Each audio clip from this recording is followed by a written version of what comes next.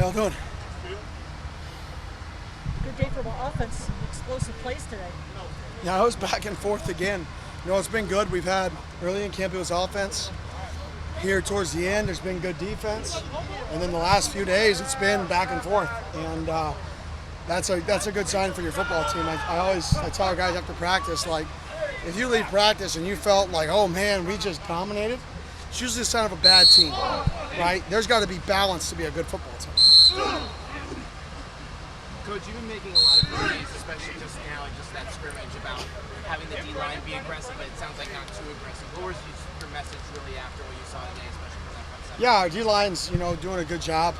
Well, one, stay away from the quarterback, right? And then two, I wanted to find a scenario where I could lose my shit today and see how we responded, right? So it just happened to be that we hit the quarterback, and it was a perfect situation for me to go absolutely bat crap crazy and see how we respond as a football team, see who loses their mind, who can refocus themselves.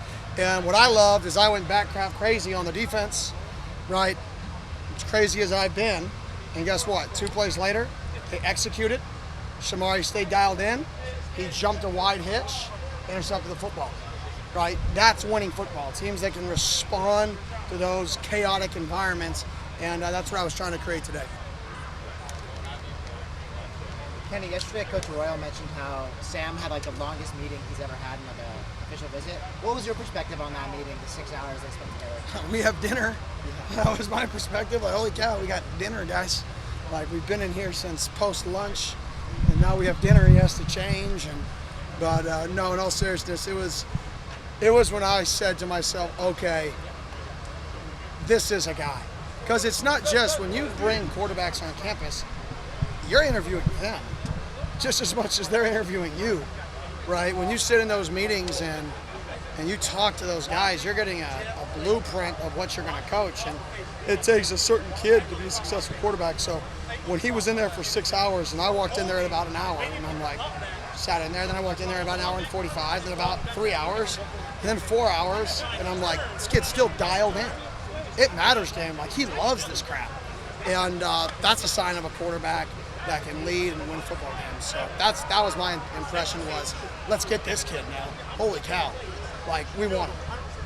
As a redshirt freshman, how impressed are you by Sam's leadership so far at this point? Yeah, I think he's grown a lot, and I think he's getting way more comfortable in your own skin. I think part of leadership is understanding when to push certain buttons, right, and who to push what buttons with what people, like I said the other day. And I think early he led how he wants to be led. That kid responds to people getting after him. He loves it. He embraces it. His brother's a safety in the NFL. His dad was a Division I football player. He loves that competitive juices and the getting after you and the yelling at each other. But not everybody responds like that.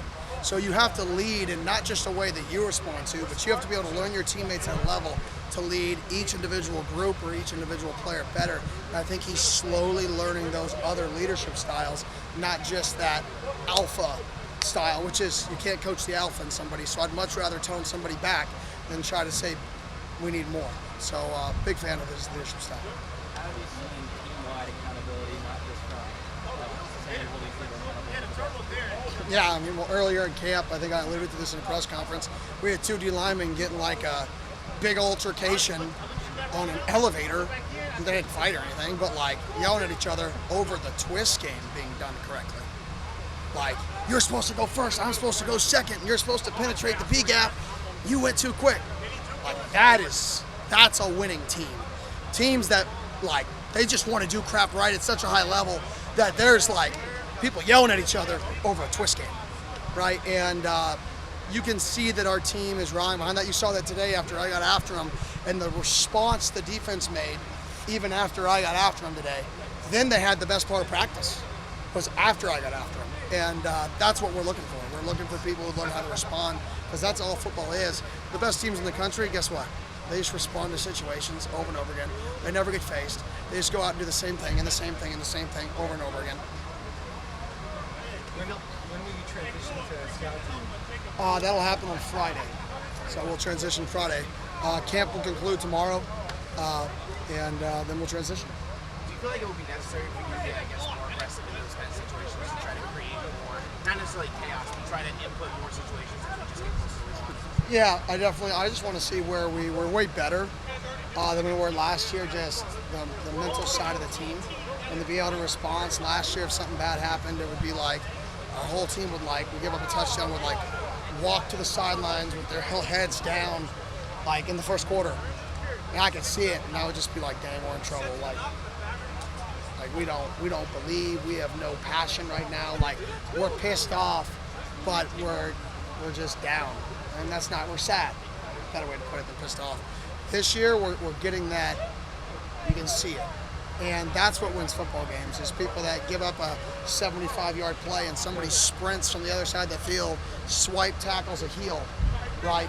3 plays later, cause a turnover, right? 3 plays later, hold with 3 points. And you do that once or twice a game, and it's an 8-point difference in the game. And that's winning football, and that's both sides of the ball. All the X's and the O's sound fun, and they are fun. They're really important, don't get me wrong. They're super important, but they're not as important as effort and mindset and talent.